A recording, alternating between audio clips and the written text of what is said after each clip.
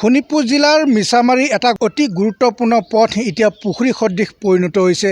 এতিয়া এই পথছোৱাৰে ৰাইজে যাতায়াতৰ ক্ষেত্ৰত চৰম দুৰ্ভোগ ভুগিবলগীয়া হৈছে।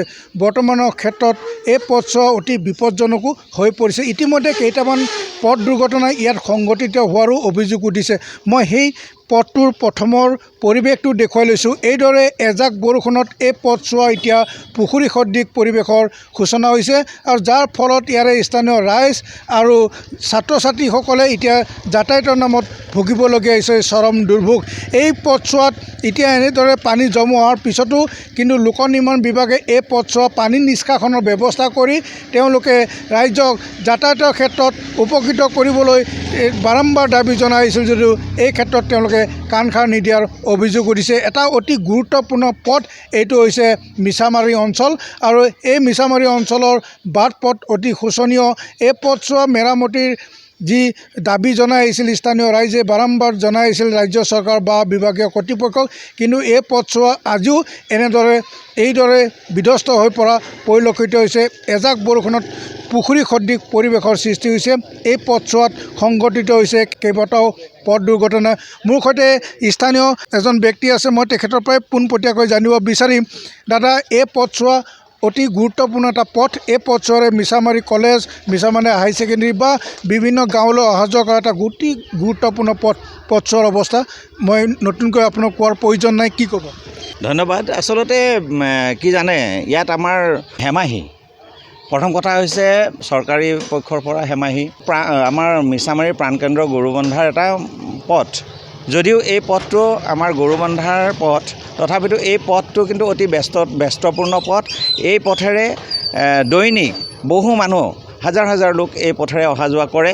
আৰু দ্বিতীয়তে কথা হৈছে এই পথটোৱে আমাৰ মূল যি ৰাষ্ট্ৰীয় ঘাইপথ, এই ৰাষ্ট্ৰীয় ঘাইপথক সংযোগ কৰে।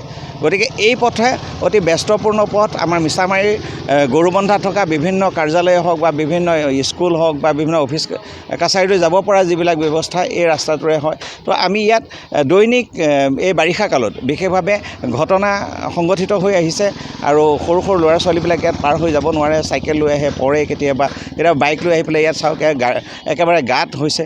গতিকে ইয়াত মই ভাবোঁ যে আমাৰ নৱনিৰ্বাচিত যি বিধায়ক আছে, বিধায়কগৰাকীয়ে ইয়াৰ ওপৰত চকু দিব লাগে। আৰু দ্বিতীয় কথাটো হৈছে আমাৰ সচেতন ৰাইজে এই ক্ষেত্ৰত অকণমান আগভাগ এইকাৰণে ল'ব লাগিব।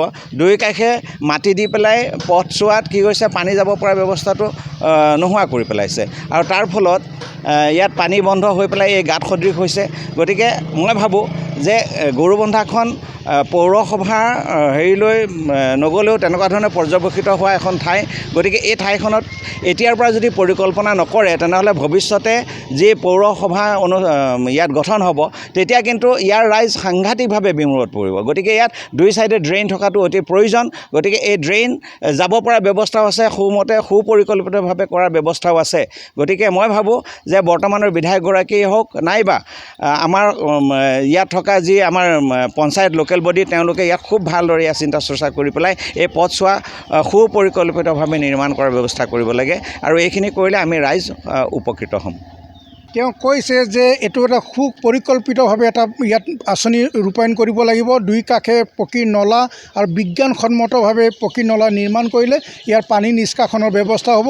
আৰু এই ক্ষেত্ৰত নৱনিৰ্বাচিত বৰচলা বিধানসভা সমষ্টি ঋতুপৰণ শৰ্মাক তেখেতক এটা দাবী জনাইছে যাতে ইয়াৰ যি পৰিকল্পনা বা এই অঞ্চলৰ যি ব্যৱস্থা বা ইয়াৰ ৰাইজে ভুগীয়া যি সমস্যা, এই সমস্যাসমূহ সমাধান কৰিবলৈ স্থানীয় ৰাইজে তেখেতক পুনৰবাৰ দাবী জনাইছে।